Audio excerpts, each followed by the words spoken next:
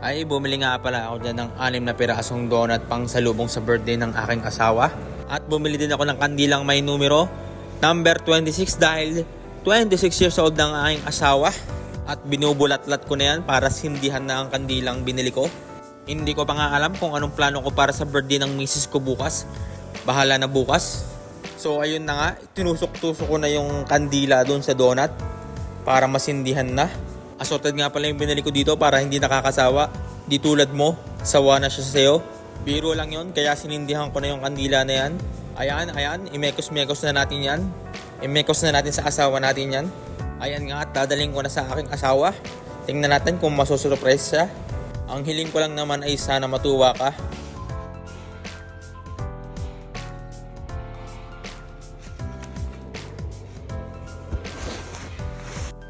Charan! At yan, kinantahan ko na siya dyan ng happy birthday. Happy birthday to you!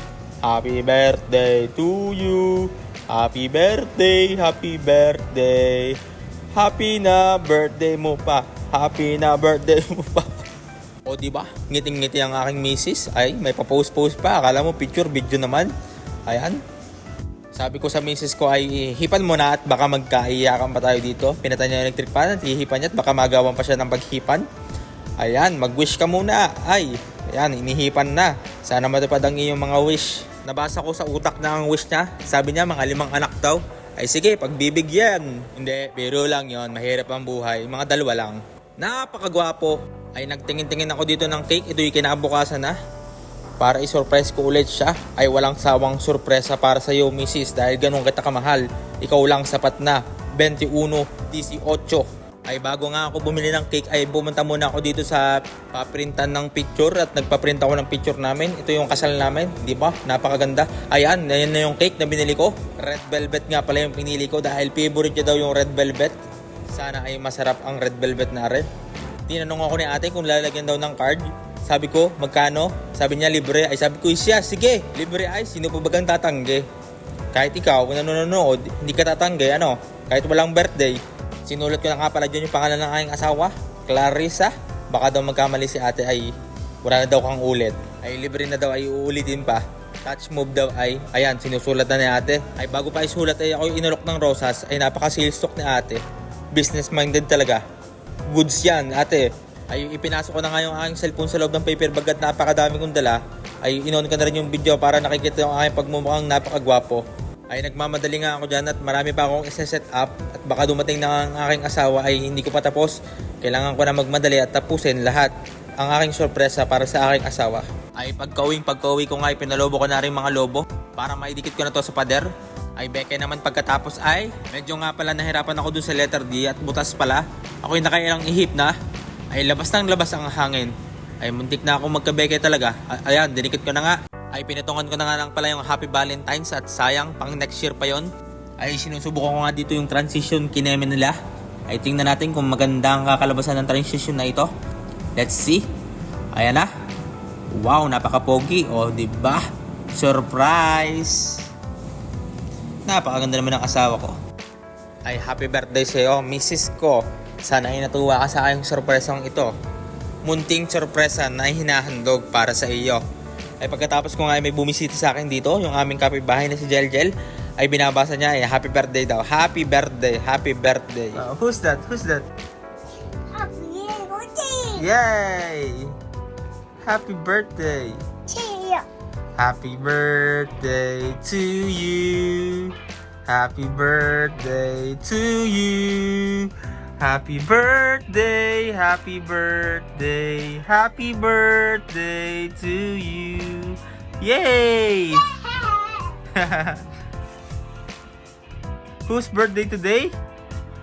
Tita's birthday today.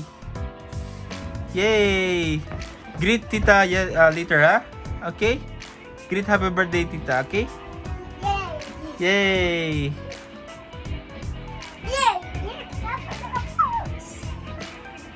Tita, happy birthday! Happy birthday! Yay! Kiss Tita, kiss. Kiss Tita, kiss. So ayun, inihanda ko na nga dyan yung cake.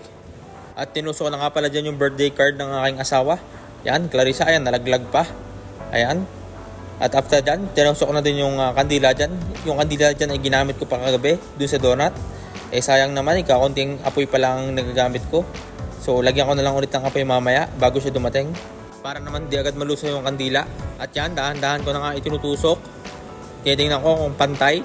Ayan, mukhang pantay naman siya. At yan, bigyan natin ng konting montage. Happy na birthday mo pa, happy na birthday mo pa, happy na birthday mo pa, happy na birthday mo pa. Birthday ni Clarissa ngayon. Get out! Happy birthday, sex bomb Clarissa. Sana'y ma-enjoy mo ang araw mo.